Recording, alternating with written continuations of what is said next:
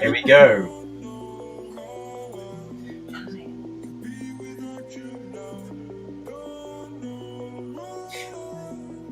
It's kind of interesting that the bubble traveling topic we've never talked about in public, ever. In the public space, I mean, it's like, hi Torsten, it's something that we've been asked about so many times. Actually, as a streaming start of the season, tonight we're going to talk about bubble traveling. And what on earth is bubble traveling? Have some of you ever heard about it? Type it in the chat if you have. It's been heard about in different countries, and people use very different definitions about it.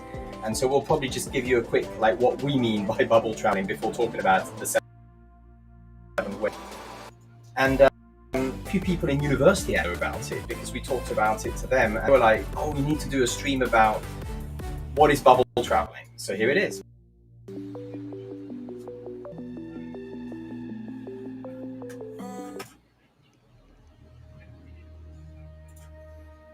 Yay, Torsten is with us. So welcome, good evening. The bubble traveling is the topic of the evening. And we have tonight a very lovely co-host called Anu. So those of you who haven't met Anu, welcome Anu. And last season we were streaming, it was mostly me, and Anu was helping in the chat and also working on the experimental side of, like, we did the flow dance experiment in the streets of Helsinki that took us, we had a ban on YouTube because of musical rights, so we had to learn a bit better about that. But tonight we're going to just keep it without music, except some background. If it gets really loud, we're still testing the sound level, so give us a message if you think that the sound background noise is too loud or distracting, but I might just use a bit of things. Anu, Yes. tonight, what is it about this topic that made you a little bit like excited and nervous at the same time? It's actually a very personal topic because the insights and the personal growth, of course, bubble traveling, just going and explore and do all that, it's fun. But then when you bring that personal transformation aspect to it, it becomes really personal. And having to look back and think that what are the key developments that has occurred during those bubble travelings is I noticed that it created a lot of humbleness as well as gratefulness in me. A lot of shame and all the other, So, other stuff as well. But so yeah. feeling vulnerable about the topic then. Well, that's nice. Yeah, indeed. Welcome to Aspen River. Good to see you back after a long period of silence from our side. So, bubble traveling, seems that we haven't heard about it. So let's start from a definition.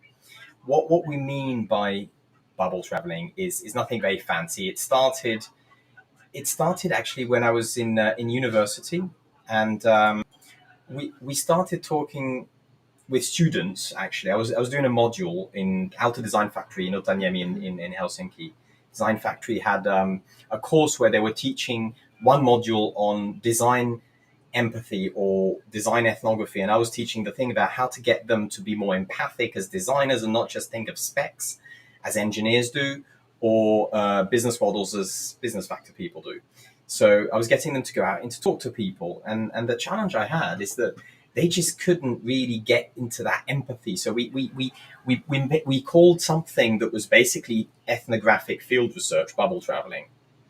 So I just got them to go to a second-hand shop for clothing, and I would get them to buy some second-hand clothes that match a bubble that they're going to study. So if, let's say, they're doing a piece of, designing a new propeller for a ship, go to the shipyard, see how they dress. Okay, buy work suits and dress as a workman. Hipsters. Or go to the hipster bubble and dress as a hipster, or go to the heavy metal bubble and dress all in black. Whatever you do, you adapt your clothing. That's the first level of empathy, is basically adapting to what's seeing without losing yourself or your identity, but just being able to blend in and be in rather than out as an outsider. So they were looking at me very weirdly, and I said I took them to this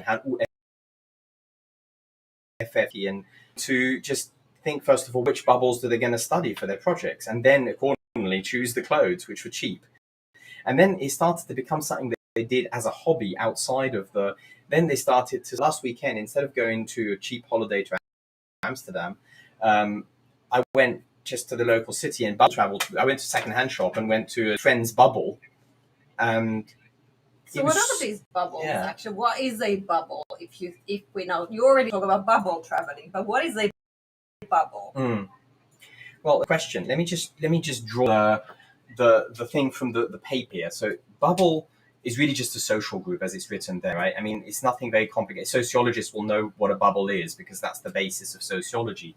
But what I was doing here is looking more specifically at, imagine that you're in a city, which I tried to draw here. You've got different social circle bubbles, right? Groups of people. So one of them might be the where you sit at the computer, have your Slack channel interactions and your WhatsApp streaming sessions, and there's a particular way of communicating, being, dressing, conduct, and so on, values. But then you've got the family, the family bubble where grandparents, intergenerational, very different rules, different bubbles. And then another one might be what you could call the play or the relationship or even society. Bubbles where you're looking at people that are completely outside of your normal social network. And it's really about curiosity. And so basically we have several bubbles. Yeah. Everybody has probably a dozen or so bubbles. And those are just things that they're just things that we look at for as our comfort zone. We don't really go there consciously often. We just live who we're with. Now the thing is, when you travel, the idea of travel, people often think of travel as you take the airplane. It's breaking up a little bit. Is it the? There might be a stream. Thanks for checking. I think it's good. So the idea of bubble travel is a social group. Bubble traveling is when you people often think of travel as an aeroplane journey to another country. So you might go, and this is what I call horizontal travel. This horizontal is not really the same as bubble traveling. Horizontal traveling is when you go on holiday, you go, to Thailand. If you're doing, let's say, yoga, you might go to a yoga retreat, and you'll get very similar conversations, social codes, rules, interactions as you would in a Helsinki yoga club. It's just different food and climate. So you might get very similar experience, in fact, even though you're going to the other side of the world. So that's called horizontal traveling. And it's often not as enriching as this, what I call vertical travel, where you go into different bubbles. It doesn't have to be expensive, time consuming, difficult, or even very challenging. It's just a different choice of looking at your local bubbles and traveling vertically in the city. Down, even I just drew a city because if you look at the layers of a city, there's clearly bubbles, different floors of different bubbles, different activities and people.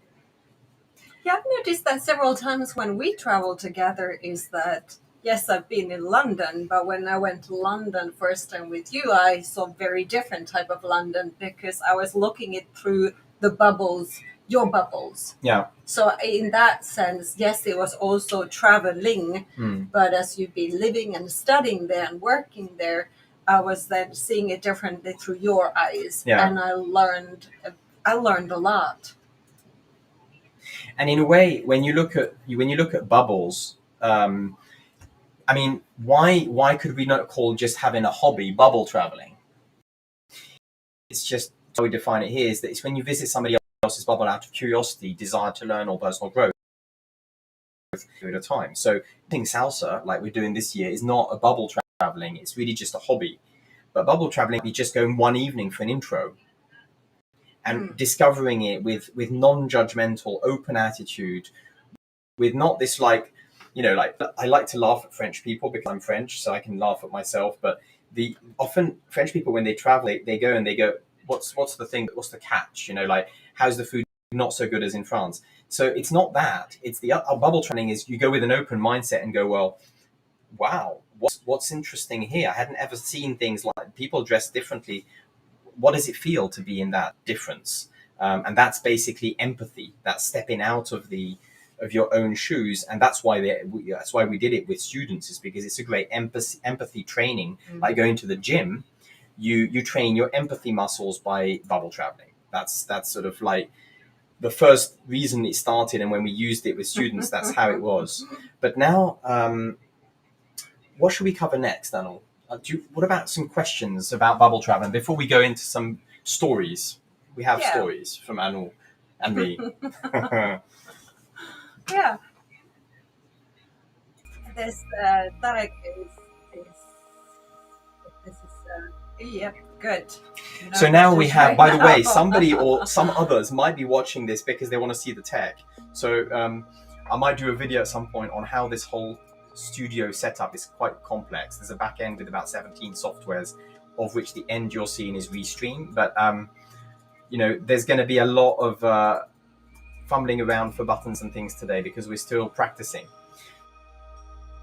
So the changing environment, like step it out even. Example, family, going to a family gathering is bubble traveling. You could go if you go once. Yay, definitely so. Anu went bubble traveling in my Danish family this summer. I think one of the key things with bubble traveling is not just be flying on the wall, but it's really engaging there.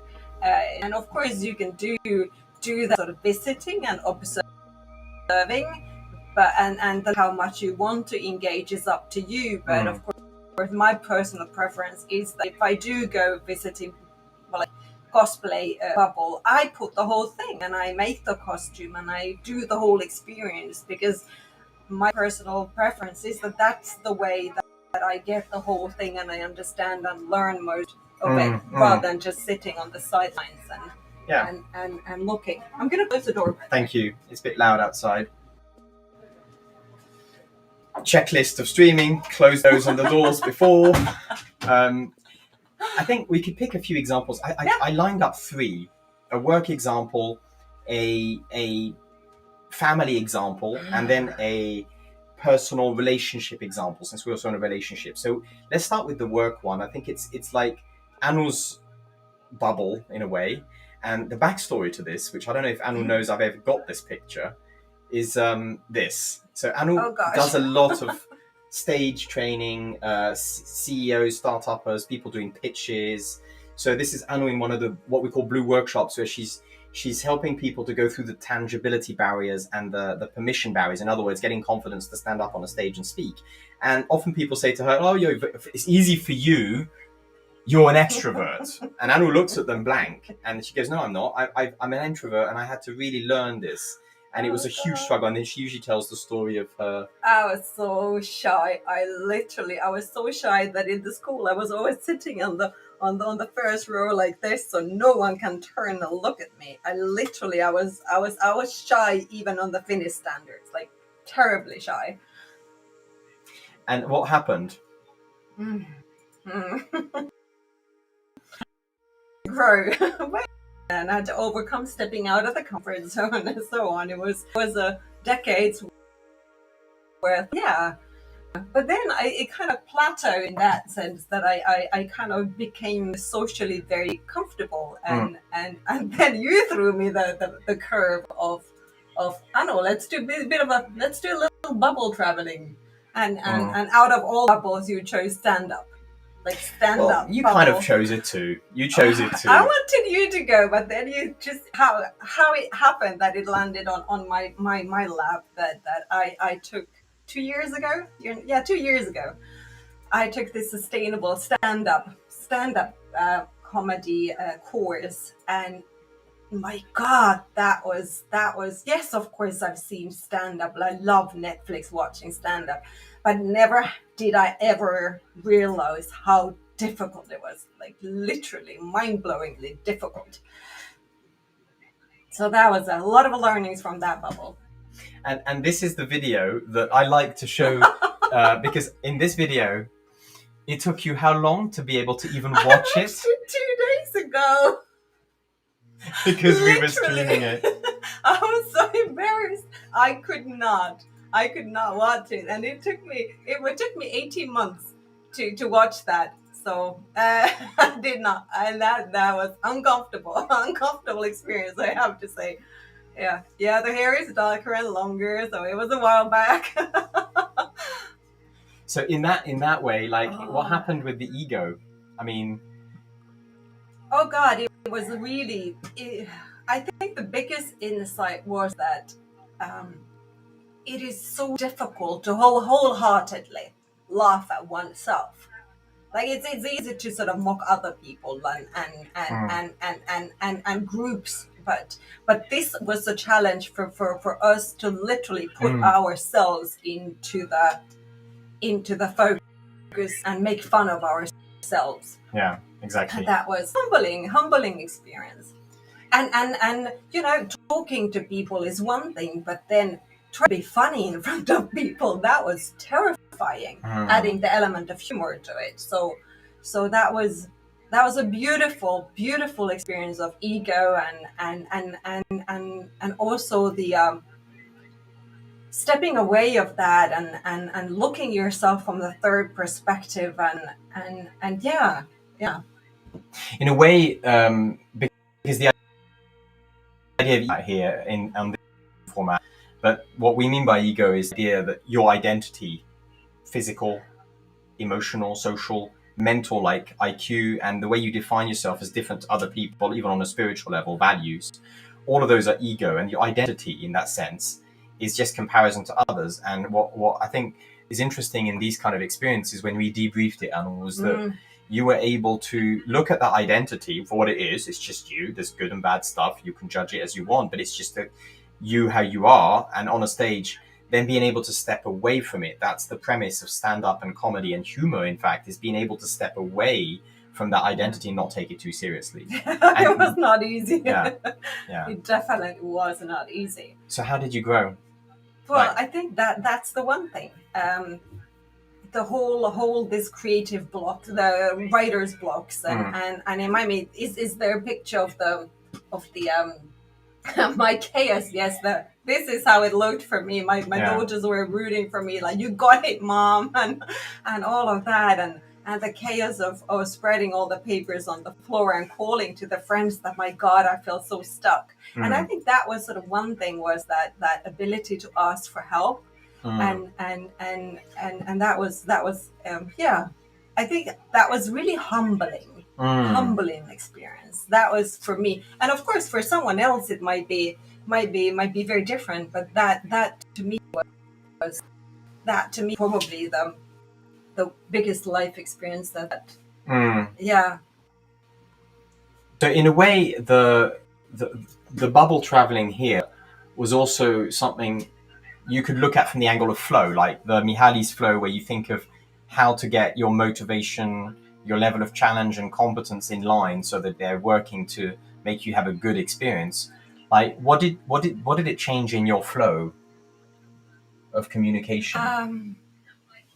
Well, it really sort of surprisingly so. I was expecting it to be difficult and challenging, but it kind of the the the whole layers of jumping to the deep end. And yes, of course we did that gradually. It was not that we did the performance in one go. It was sort of step by step thing, but my flow went everything from apathy to anxiousness to the excitement of it. I don't think I was in a comfort zone ever.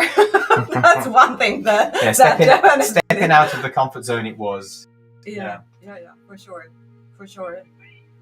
But also the thing that I noticed, that also the attitude was that I was just hoping that someone would come and tell me, like Bellina, our teacher, that tell me, just tell me how to do it. Just give me the 3 steps and the punchline, that don't put me suffer this, that having to sort of.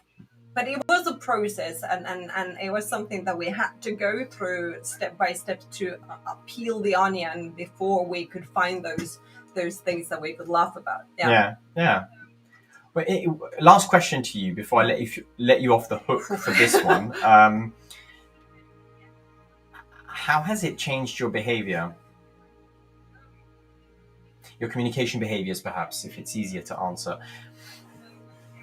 Uh, And well, while you're thinking, because you might need a bit of time to think this one out, if any in the chat has examples of bubbles that they interesting bubbles, stand-up comedy is a bubble you can jump into. Be interesting that other people should go to, actually, that you found interesting, because I'm sure you've tried this in your own way. So Michelle, maybe you have examples of bubbles, or Torsten. So what about your behaviors, Anu? well, I do respect that art way more than I did before, and not stand up, but any writing. It is so difficult. So literally, it is. I gain humongous respect to those people who are on stage, everything, Yeah. and even everyone who is in the TV or public speaking when they are all the ums and ifs and and those sort of in between sentences. How do they do that? So it's I respect them way more. Yeah. Well, thank you. So let's look at another. Let's look at a bubble that's like family. It's so family bubble. This is actually something that started from the restaurant world. So and I was doing bubble traveling for work, a design ethnography. I'd spend a lot of time in immersion into different work environments, and in this case, I was working kind of undercover restaurant world of a very innovative Finnish restaurant guy who basically up before whole restaurant day started, and he had this space in Kelhali before it turned into what it is now that was used for 3 different types of restaurants: morning, but very simple, lunch food, and then your afternoon fine dining, and then evening nightclub. And I was there to help him design this whole experience thing, but I didn't want to do it from just studying with a notepad. I just went in and started being a staff, and I started low at the hierarchy. So I went in as a basically washer upper, and then work my way up to be able to serve food. And that was bubble traveling for me as well. I was really excited because I love food, love cooking, and there I was just hanging out with restaurants and people who knew their food and great opportunities to. So anyway, Anu saw the transformation on me, thought, that's nice, that sounds like a good bubble. Plus, she probably also dots that in our family, my French family and Danish family, we spend a lot of time talking about food. It's like we send pictures of food porn to each other. So she thought 2 and 2 together. How about I organize Estève 23rd of August, exactly like now, but what? Indeed. How many years ago? 5 years, 6. Was it 5? I think it was 5. It was 5. Surprise, Estève blindfolded or whatever. You arrive at this place, restaurant. I'm thinking, what's happening? And then suddenly I unblindfold, and then there's loads of people waiting. And then it's my family, close family, and then welcomes the chef. Hello, I'm the chef. I'm going to teach you how tonight's dinner is going to go. Come in the kitchen. And with the whole family, basically did a team building, cooking in a restaurant. There they are. And it was just a beautiful experience of cooking together, but with supervised chefs, giving us much better techniques, tips, answering questions. My brother's there. Jonas is asking loads of questions, technical. Ilias is there playing with the tools as well. Loads of interesting things happening. Now, what the opportunity was for there is that it was a surprise bubble traveling as a gift. And that was one of the most beautiful presents I've ever received. Thank you for that. What was this bubble? How would we describe what was particularly the curiosity behind this? Because you had this idea. I mean, usually when you start bubble traveling, why you go in is because you're curious about something. So why were you particularly curious? Was it mostly for me? Well, literally, I was thinking that it's also about learning. I mean, bubble traveling is a wonderful way of learning. Not as well, of course, learning like they learn how to ice cream, like proper ice cream. So when next time when you do eat the ice cream, you go like, oh wait, now I know how this is done, and it just again it's a life skill. Yeah. So this time it was cooking and also collaborating and also health and safety. Like how how do you work with that, you learn a lot when you really engage. I mean, of course, sitting in the corner, you would just observe, but these all were literally running around. They were. And just a reminder, we were not cooking just for ourselves. There were 40 people coming that Estève did not know about. So he was just looking at the chicken like, yeah, I'm gonna eat all of it. Little did he know that he needs to share all of that with 40 people who are coming in. But yeah, it was literally they cooked a massive meal for the whole restaurant full of people. It's like a master chef type of an experience. Yeah. What did we learn in terms of the team? Because What did you learn about the team? Yeah, I'm asking we as meals. Yeah. I think for me, what was interesting is to just really listen to all that was going on around me. That was what I learned was I practiced listening to the particularly the body language, like not what people are saying, because they weren't necessarily talking much, the chefs, but they were showing a lot, and I was trying to copy movements and very quickly learn by mimic behavioral sort of body language stuff. Yeah, reading instructions, taking orders, all of that. Yeah. All of that was there was a lot of and being able to doing and listening at the same time. It was really a lot based on, and all of it was communication. It was just how do you, not just how you cut the chicken, but taking in information, doing it. There's a lot of things. Yeah, exactly. So in a way, what we have now is a second bubble that we could use to teach some insights from. By the way, we're going to co-create these 7 tips with you. So in the chat, you better start typing. Otherwise, we up with all of these ourselves. 7 is a lot and not very much. 7 ways is not just a catchy title. It's actually, we've got plenty of different things that bubble traveling can bring, but 7 really important ones in terms of personal growth. I think one bubble here is going to be very rich. The couples relationship bubble. Yeah. And we've done some bubble traveling there. Yeah. Where do we start? I think perhaps like this bubble was when I can't even remember how we started. Why were we curious about this one? The Tantra bubble in Britain, where we went to train as Tantra teachers. That was a little, but at the same time, very expensive bubble traveling to go and just train ourselves up. I think, why were we curious about that? That was when we wanted to see that it was about okay, some people now might freak out that Tantra is all about sex and all of that, but it's not. It's those.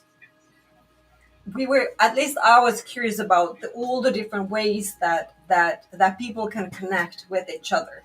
And of course, the intimate relationship gives the one more aspect, which is the erotic connection, which of course at work and with friends, unless they're friends with benefits, you don't really do. So and I think I'm really blessed to be in a relationship with you, because I can explore all of those connections, and therefore the relationship is richest with you. And I do have a rich relationships with other people as well, but the eros is not there. So with Tantra, it's all of it. And here, why Tantra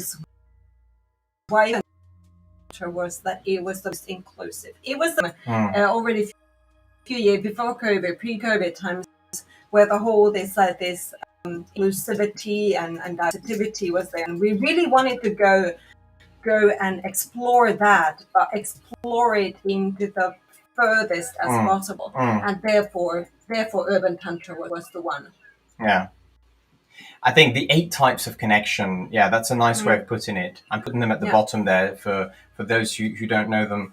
The 8 types of connection are very old and a much more rich way of talking about connection than the British modern English of love, which is very, very imprecise and leading huge amount of unchecked assumptions and conflicts between people, because people don't know what they mean by I like you, I love you, like, love, follow, share. This kind of thing is very ambiguous.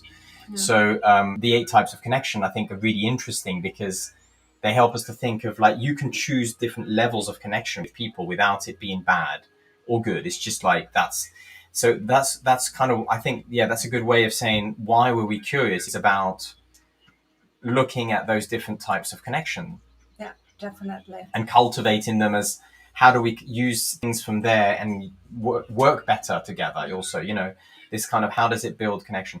What else? What was challenging over there?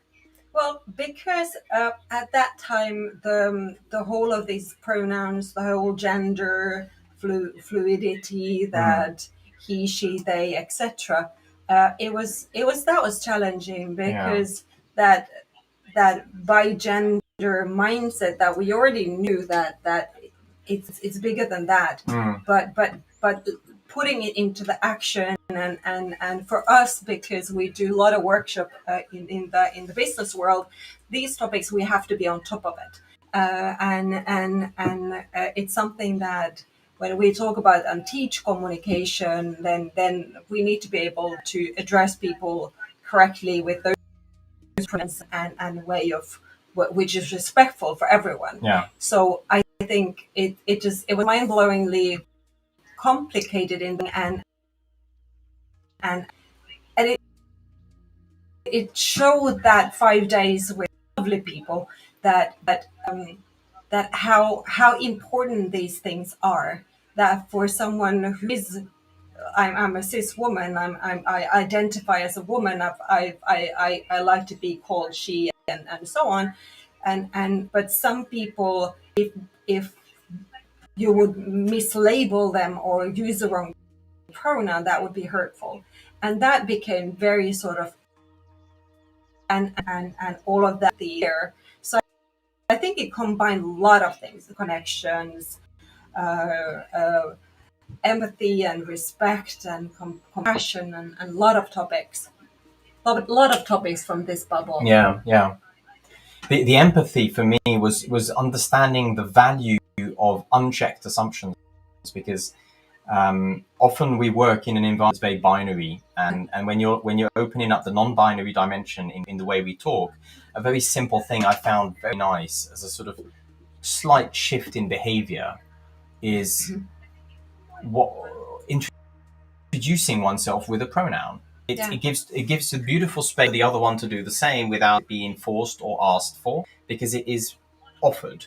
Yes. And it doesn't mean that I want to rub it in your face that I'm a him. It just means, hello, that's me. Who are you? And I welcome you to tell me what your pronoun is too, because I've just done the same. Yeah. And that little simple twist in behavior, that kind of micro habit, if you like, was for me really powerful shift, because I just frankly often didn't even think of differentiating between identity, gender expression, biological sex, and sexual orientation, because often those boundaries are confused.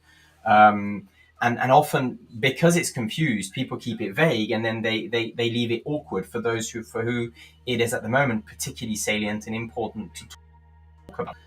So I thought that was a really nice little shift in behavior that came from that bubble, even though it's different than what I would say in a normal work bubble that we have on a, that I think is a welcome shift. I think still the biggest the gift was towards work. Mm, Of course, we got a lot for our personal relationship, but I think it was the mm. biggest change for me was at least how I can bring all of that knowledge and way of communicating to work. Yeah. So super grateful for that bubble.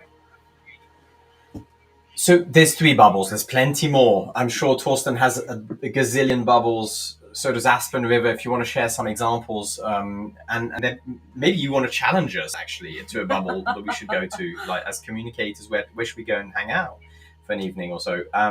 Bubble traveling is something you do just for a short period of time, just out of curiosity, without judging.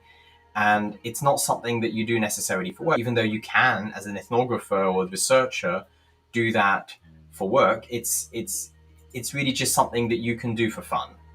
Now, like, there's a million reasons why I would want to do that. That's fun, but on the other hand, personal growth, hot topic at the moment. How does bubble traveling boost your personal growth? Is a kind of uh, question now I'd like to answer, and maybe we could start with the obvious one, which is the one we talked about in design students. So when I was doing the design course, yeah, obviously it helps to build empathy. It Yes. strengthens the empathy Yeah. muscles, as we say. It's like usually we do this acid test in workshops to see if people. No, I shouldn't reveal. That's going to be a spoiler for the next workshop. Can't say it. Sorry, but we have this test and exercise that tests how much of real empathy is in place, and often people are surprised. They think they're empathic, they're not. So bubble traveling kind of invites you to build empathy, because you go to a place and you kind of have this is different, I don't like it, and I resist it. But then you have an option to think, maybe it's interesting. Maybe I should just open myself to that without judgment and see. And that's empathy that comes from I it. think that the key, that if one is not willing to expect the unexpected, then don't go. Because if you go there, if you go there with all these sort of preset mindsets, then it's not going to work. That go there just literally like, okay, what can I find? Yeah. And harvest them and debrief those bubble travelings with someone, either with yourself or go there with someone, or call us afterwards. But I think you have to have the intention of empathy and connection. And the second thing, like, that comes obviously directly out of this, is that if you debrief it, you get insights. Yes. About one thing in particular, which is very weird ideas, your attitude to change. Change is a constant. It wasn't Plato, it was some other Greek philosopher that talked about the only constant is change, or something of that type. That is very, very true when you bubble travel, because there is nothing that you can take for granted. You think that it's normal to wear your hair like you do now, and it's not in that bubble. You think that wearing is a kind of normal, and suddenly you change that just for an evening, or you don't have to. You can just go and be the alien. It's also an interesting experience, but it does give you an insight. How do you position yourself when you're in to change something? How does that shift inside? What do you learn about yourself with changing environments? And that's, I think one thing is that when I noticed that I've gone bubble traveling in the moments where I feel slightly bored and I just want to go and explore what else is out there. Or when I know that I'm resisting change. Yeah. And both situations, bubble traveling can help you to gain new perspectives. The third, since we're now on 3, Yes, is I'd like to see what we can come up with around the topic of ego. What's the insight there? What's the personal benefit on ego? humbleness, ability to laugh at oneself. If you can't, don't go bubble traveling, because go and do stand-up comedy for the first time, or you've never done karaoke and you're gonna go, and how does it feel to be a public singer? Yeah, it might get a bit awkward, and in those moments your ego might take a bit of a tumble try hits if you're not kind and gentle towards yourself. So Yeah. I think that's sort of and you do learn that as well, but just be kind to yourself. That how much do you challenge yourself and how much you want to push yourself, but yeah, I think you'll learn that. There was a comment from Torsten as well, saying that he's done lots of bubble travel, and the main thing is to go with an open mind and a willingness to learn. Being curious is certainly a necessity to being open for moving ahead. Absolutely. Yeah. Curiosity. Thank you for sharing, Torsten. I had one maybe around the flow. You talked about the comfort zone. Yes. What should we crystallize here? Well, at least when we do bubble traveling together, it's almost certainty that our flow experience is different. It's not same for me than it is to you. Like in some bubbles, I'm absolutely in my comfort zone, and sometimes you're sort of far out on the anxiety, or I'm bored, and you are in your flow. So it's never the same. And it's interesting also through the flow to find those boundaries and go like, whoops, okay, I did go a bit far to the cold to the deep end, and all right, sure. So there's my flow boundaries. That's how far I want to go. And okay, now I know that especially in those moments where you sort of feel that you want change or you're resisting change, that caliber builds your own life. Yeah. So growth happens Yes. really when you step out of the comfort. If you're familiar with the flow theory, you'll see it's actually a zone on the octant model of Mihaly where you go literally, you change area on the map. Yeah. But that is a different video we can do later. The comfort zone is nice. However, it's good to step sometimes out of it and that yummy experience of stress. My favorite one is the topic of what we had with the urban tantra training was the different types of connection.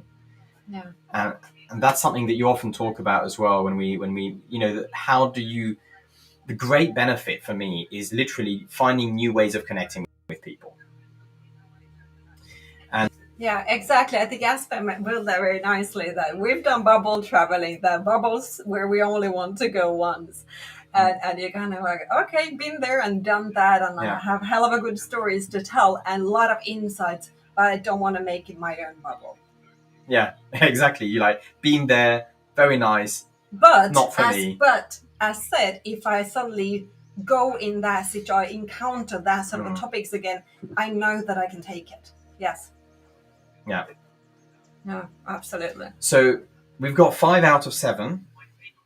By the way, if you're in the chat still, which one of those is the ones that you would?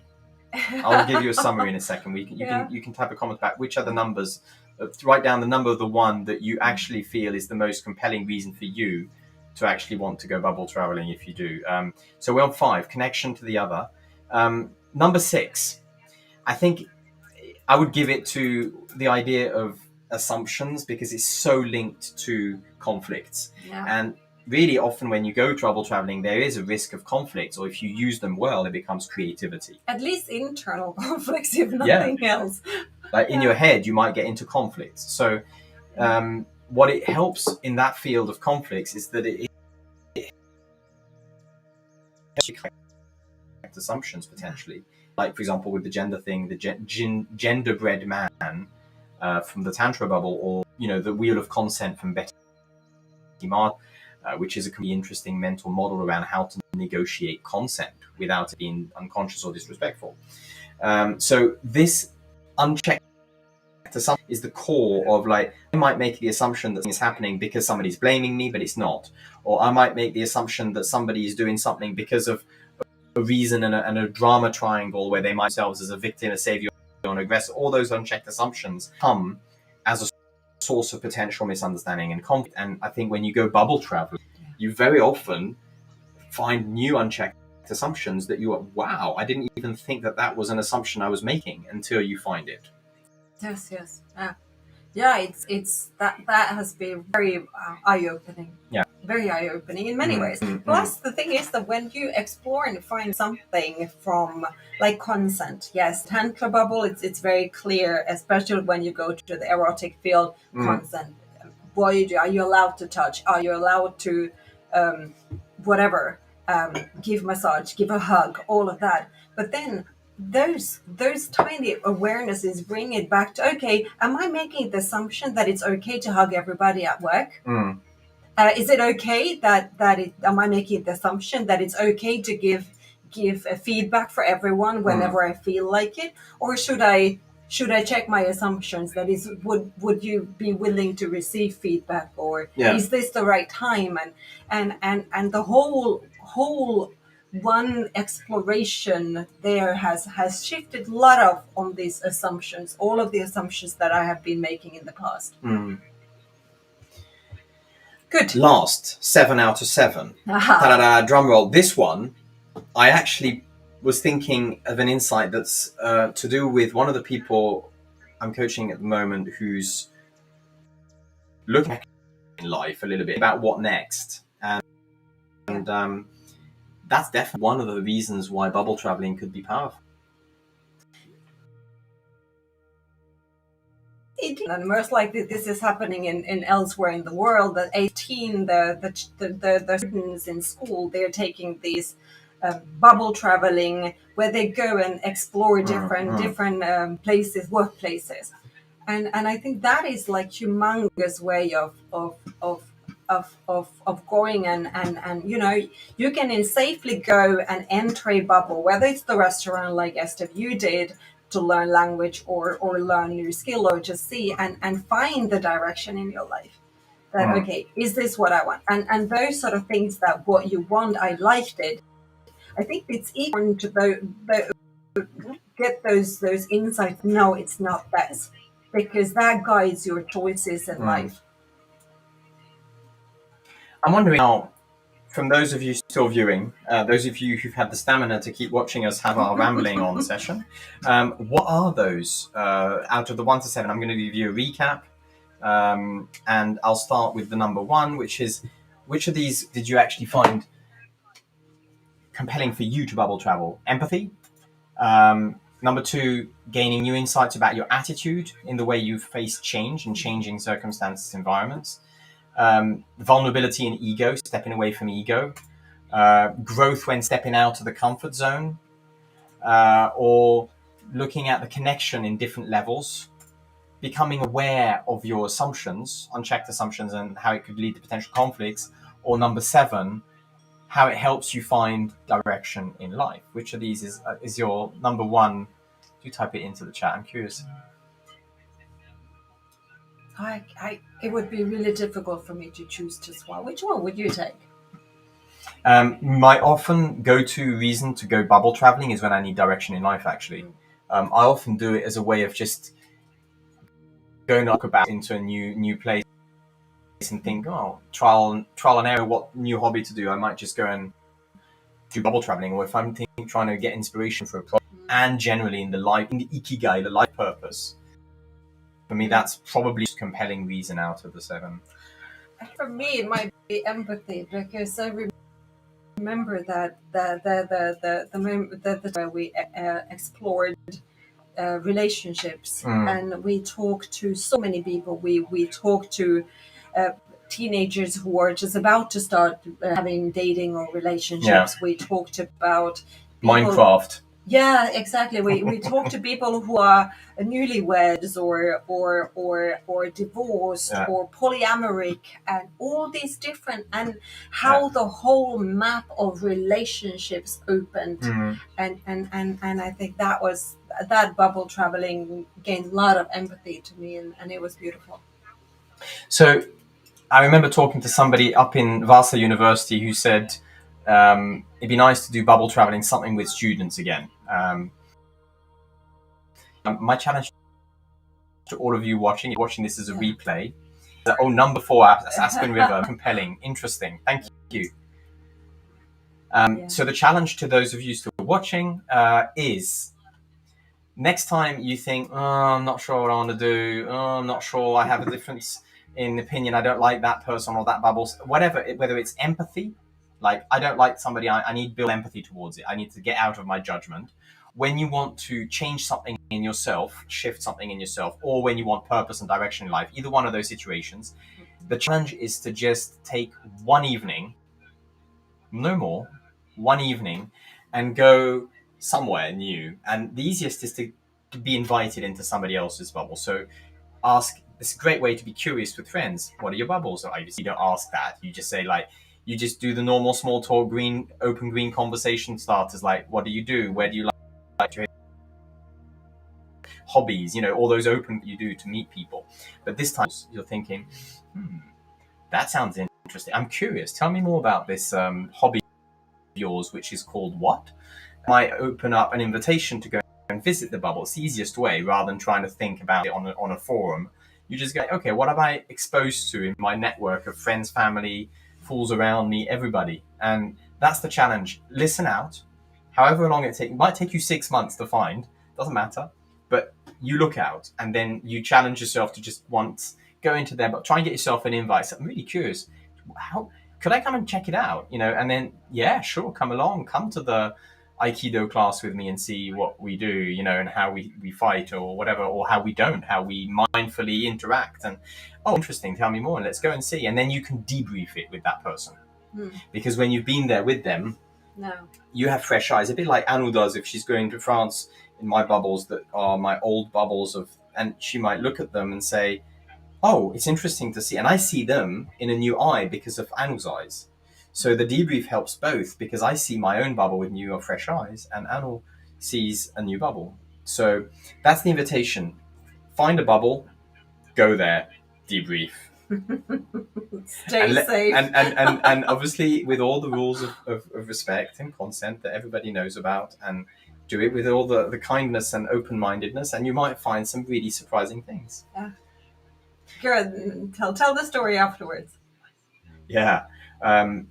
We might do a follow-up to this where we get some guests who have been doing bubble traveling since we've talked about it, who've been telling me already offline that they would really like to share some of their experiences. So I might do it, like we might do a little sort of story circle with 5 or 6 people and share some examples of their bubbles that they've seen and what they learned from them, and do it in that format of dialogue, perhaps. Perfect. Cool. So what else is new? The bubble green elephant animal is we've got the jingle. I haven't played it enough today. Let me put it on again. There it is. It goes back to the beginning in loop for the last 48 hours about 250 times, which is why I'm laughing at myself. But the reason I wanted to put this on is because we've relaunched social media, a slightly different atmosphere. A lot of people, they social media to just interview others and have social media traction. We wanted to do something a little bit more fun, interesting, and also useful for the people watching. So we did some research, we did some background work on what do people need to know about from our scans, and it seems that people want to know what's going on behind those different lenses, looking at reality through different lenses, and debrief them with really concrete examples of what you can do. Practical micro habits or tips or rules or things, rules of thumb, body language stuff, codes of conduct. People have been wanting practical, but at the same time, they want the inspiration of other people who've done some, work of their own on that topic. So what we would like to offer is a forum where we can have more deep conversations than small talk and discussion. Most debates and discussion, you see those blogs where it's like, hello, I'm interviewing an expert. There's no real discussion. They're just agreeing to disagree. There's no real collective intelligence coming out. It's just a way of saying, hi, you're great, I'm great, bye. So what we'd like to do is go in. It's a bit more challenging, naturally. That's why we're going to need to find and headhunt people who are willing to jump on the stream with us. But we're going to go to dialogue, level 3 conversation, level 4 co-creation, much deeper than small talk and discussion. And we're going to do that with people who are guests, and we will analyze with them, with their consent, naturally, how they're communicating as 2 examples, because otherwise thing from Netflix, and I think reality is way more interesting. So we're basically going to film lots of people mess ups, successes, ways of talking that in a real live dialogue happen to work to get people aligned, empathy building, this kind of thing. And that will happen in dialogues on Stream Channel every Tuesday, sometimes even more often when we find any new topics that pop up. And that's really what you'll get if you're following this in mostly Twitch, YouTube as well. LinkedIn is buggy because we don't have enough followers. We need 150, so start sharing, because otherwise we're never going to stream on LinkedIn. Twitter's live, and therefore Facebook, Telegram, the usual groups. What I'm really excited about right now is being able to have conversations with you all. So chat, jump in the chats, challenge us, bring in some comments of your own, and maybe just jump into the actual conversation live. If one of you ever wants to join a Zoom, this is not actually a Zoom, it's Restream, it's one link with a sign up, and you can jump into the same interface as we are, have a dialogue, and let's have a bit of fun. And Estève, happy birthday. Oh, thank you. It was today. It still is today. Good night. And looking forward to seeing you all next Tuesday, same time, 7 o'clock, finish time, in the same places, the same channels.